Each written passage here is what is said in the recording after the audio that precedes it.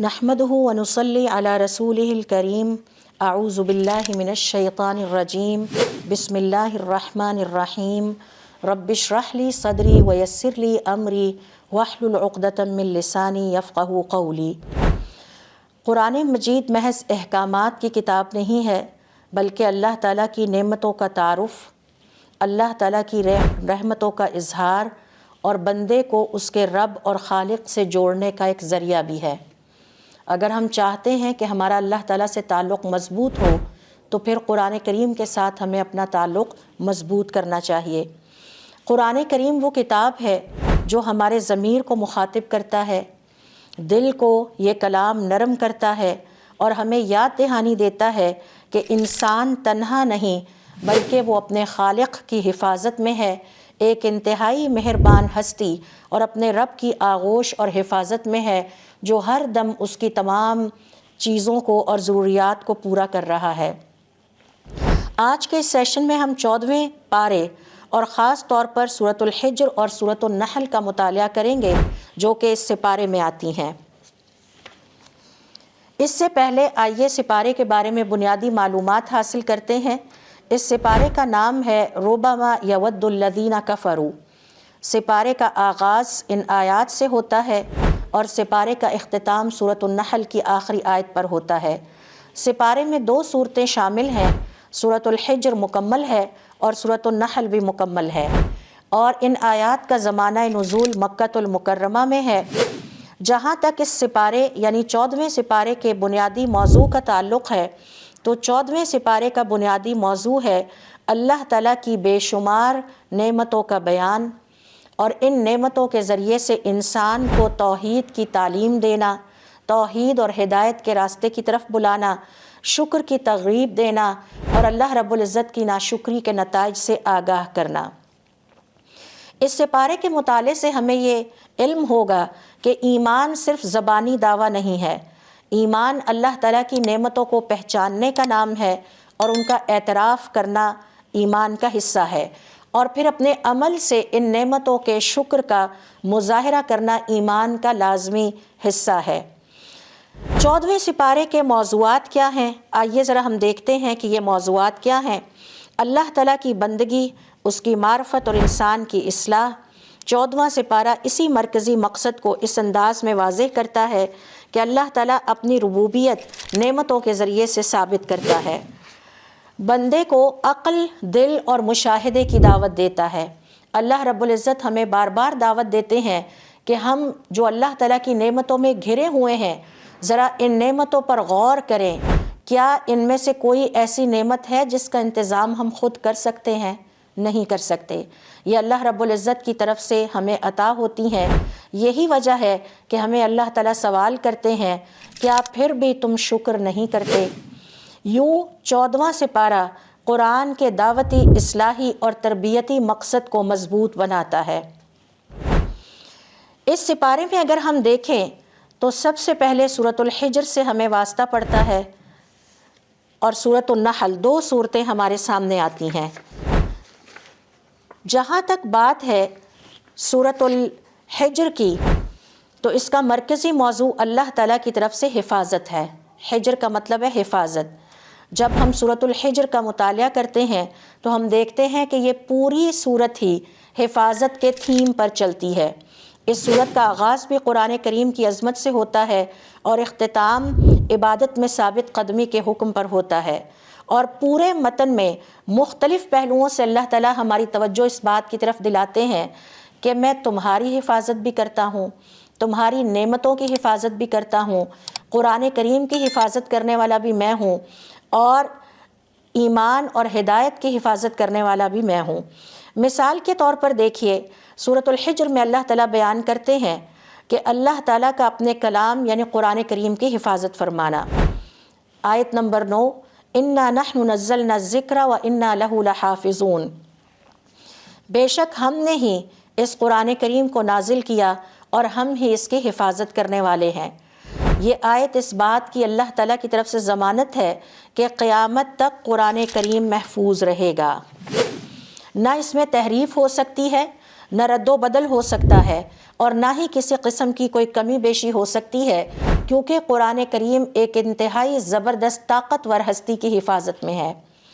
پھر اللہ رب العزت نے سورۃ الحجر میں ایک اور حقیقت کی طرف ہماری توجہ دلائی ہے کہ آسمانوں اور زمین اور اس کائنات کی حفاظت کرنے والا بھی وہ ہے۔ آیت نمبر دیکھیے 16 اور 17، جس کا اردو ترجمہ ہے، اور ہم نے آسمان میں برج بنائے اور اسے دیکھنے والوں کے لیے مزین کیا، اور ہم نے اسے ہر مردود شیطان سے محفوظ رکھا۔ رزق اور معاش کے خزانے بھی اللہ تعالیٰ کے ہاتھ میں ہیں، یعنی اللہ تعالیٰ کی حفاظت میں ہیں۔ آیت نمبر 20 اور 21 دیکھیے، جس میں اللہ رب العزت کا ارشاد ہے، ہم نے تمہارے لیے زمین میں معیشت کے سامان پیدا کیے اور ان کے لیے بھی جن کے تم رزق دینے والے نہیں ہو، اور کوئی چیز ایسی نہیں مگر اس کے خزانے ہمارے پاس ہیں، ہم اسے ایک مقرر اندازے کے ذریعے نازل کرتے رہتے ہیں۔ اسی صورت میں اللہ رب العزت نے بیان کیا کہ بارش کے پانی کی حفاظت بھی وہی کرتا ہے۔ آیت نمبر 22 دیکھیے، ہم نے بار آور ہواؤں کو بھیجا، بادلوں سے بارآور کیا، اور پھر آسمان سے تمہارے لیے پانی اتارا اور تمہیں اس سے سیراب کیا، تم اس پانی کا ذخیرہ کرنے والے نہیں ہو۔ یعنی اس پانی کی حفاظت کرنے والی ذات بھی اللہ تعالیٰ کی ہے۔ پھر حفاظت کا ایک اور کانسیپٹ ہمارے سامنے آتا ہے کہ اللہ تعالیٰ آدم علیہ السلام اور ان کی اولادوں میں سے جو مخلص ہوں گے، جو اللہ تعالیٰ کے وفادار اور فرما بردار ہوں گے، ان کی دنیا کی زندگی میں بھی حفاظت کریں گے اور کرتے ہیں، اور آخرت میں بھی ان کی حفاظت کریں گے۔ اس کے لیے دیکھیے آیت نمبر 40 کہ جب شیطان نے اللہ رب العزت کو چیلنج کیا کہ میں ہر طرح سے تیرے بندوں کو بہکاؤں گا، ان کے دائیں طرف سے، بائیں طرف سے، اوپر نیچے، آگے پیچھے سے ان کے اوپر وسوسے کے جال پھینکوں گا اور انہیں ہدایت کے راستے پر نہیں چلنے دوں گا، اس وقت شیطان نے اقرار کیا، الا عبادک منہم المخلصین، سوائے تیرے ان بندوں کے جو تیرے لیے وفادار اور خالص ہوں گے۔ تو اس کا مطلب ہے کہ اگر ہم اللہ تعالیٰ کے وفادار بندے بن جائیں، فرما بردار بندے بن جائیں، تو ہم اللہ رب العزت کی طاقتور حفاظت میں آ جائیں گے۔ حضرت ابراہیم علیہ السلام کا واقعہ اس مضبوط اور طاقتور حفاظت کی مثال ہے۔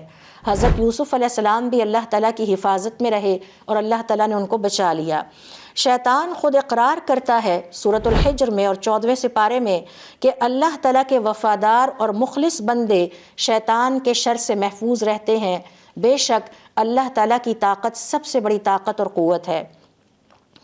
پھر دیکھیے حضرت ابراہیم علیہ السلام اور حضرت لوط علیہ السلام کا واقعہ بیان کیا کہ اللہ رب العزت نے ان کی حفاظت کی۔ اللہ تعالیٰ نے حضرت ابراہیم علیہ السلام اور ان کے بھتیجے حضرت لوط علیہ السلام کو عذاب سے نجات دی اور ان کی قوموں کو ہلاک فرما دیا۔ اللہ تعالیٰ اپنے انبیاء اور اپنے نیک بندوں کو ہمیشہ اپنی خاص حفاظت میں رکھتا ہے، لہٰذا نیک بن جائیں اور اللہ تعالیٰ کی حفاظت کو پالیں۔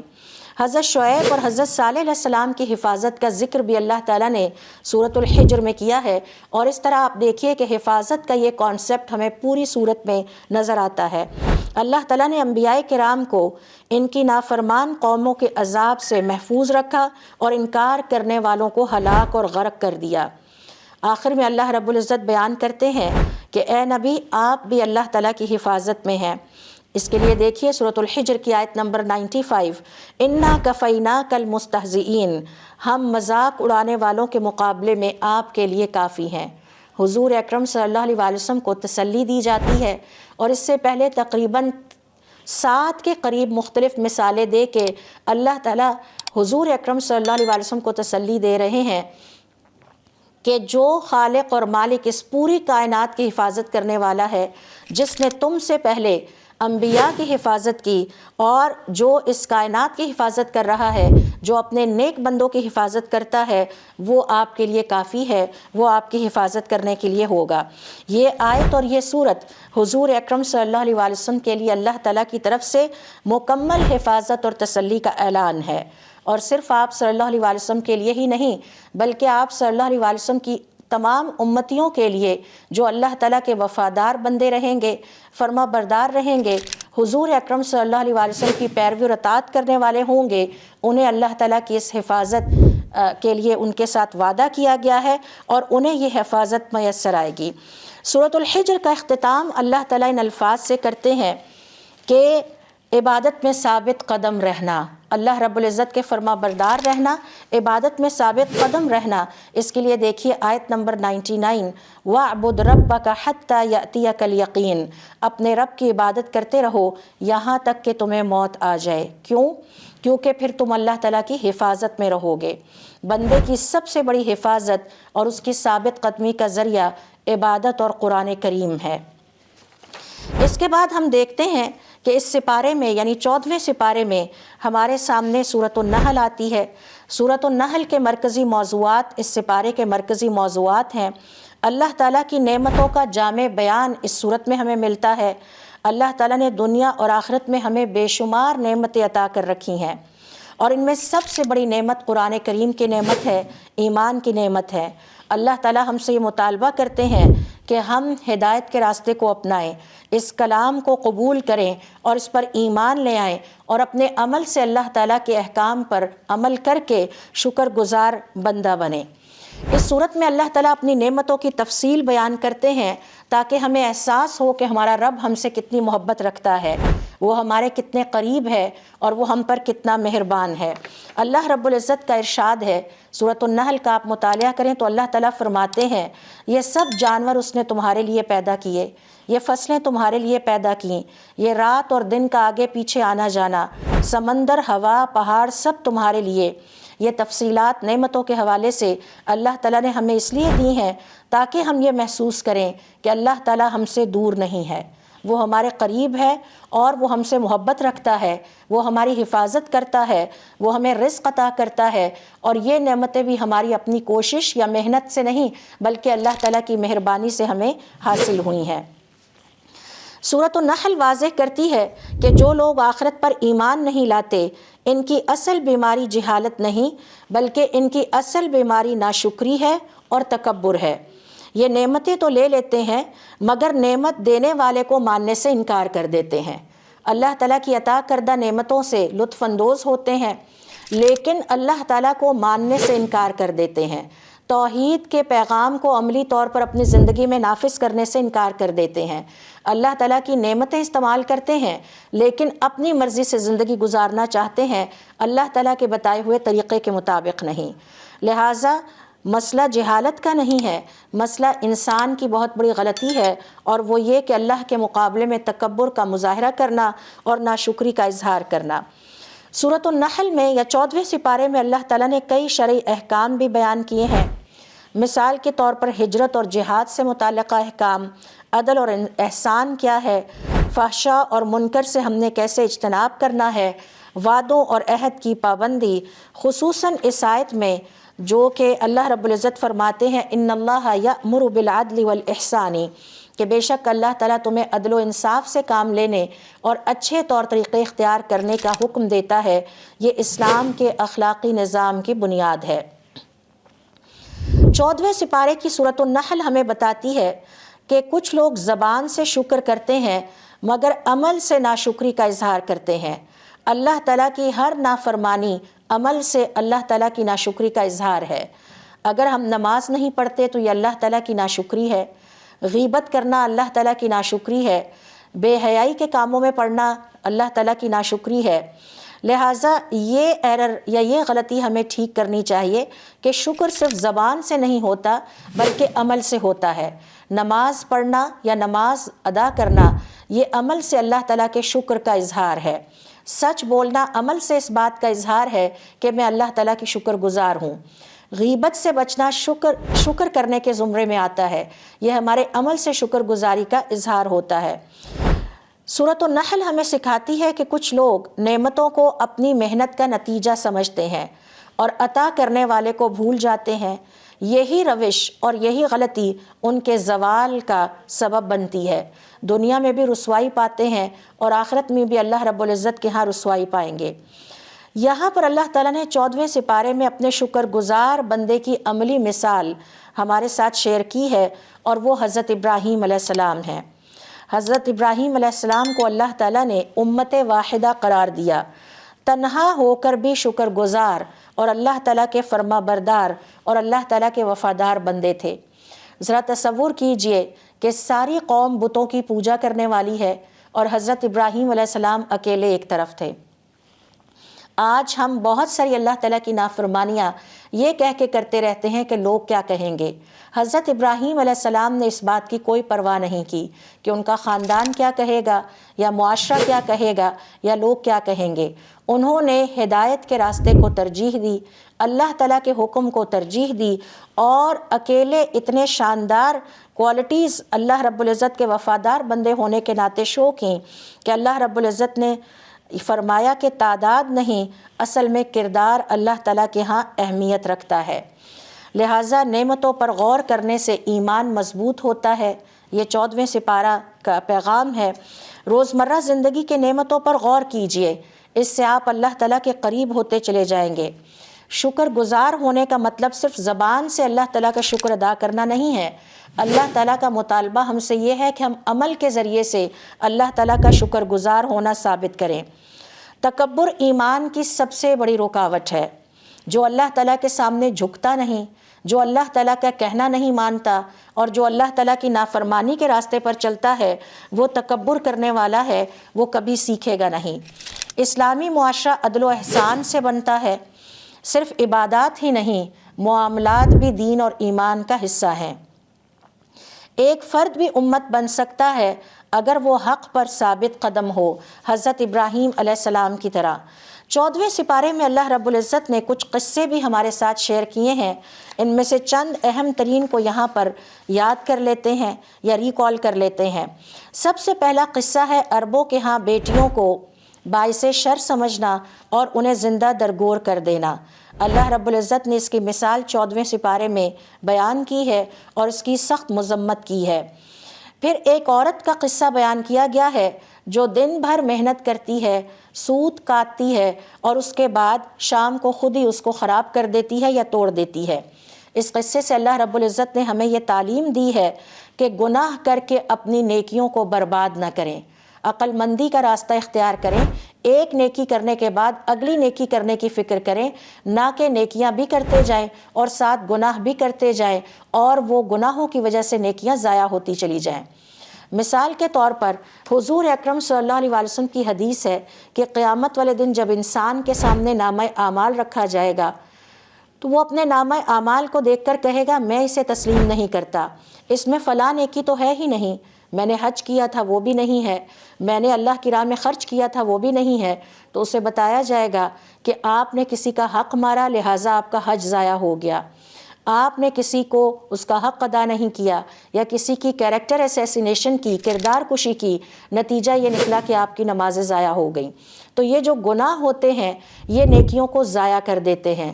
غیبت نیکیوں کو نگل جاتی ہے، جھوٹ نیکیوں کو ہڑپ کر جاتا ہے، دوسروں کو دھوکہ دینے سے ہماری نمازیں ضائع ہو جاتی ہیں۔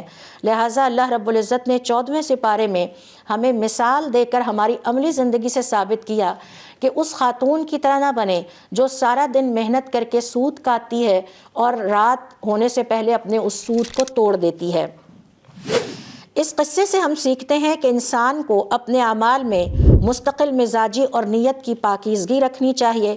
اگر محنت اور نیکی کے کام ضائع ہو جائیں تو ان کا کوئی فائدہ نہیں، چاہے وہ عبادت کے کام ہیں یا دنیاوی کام ہیں۔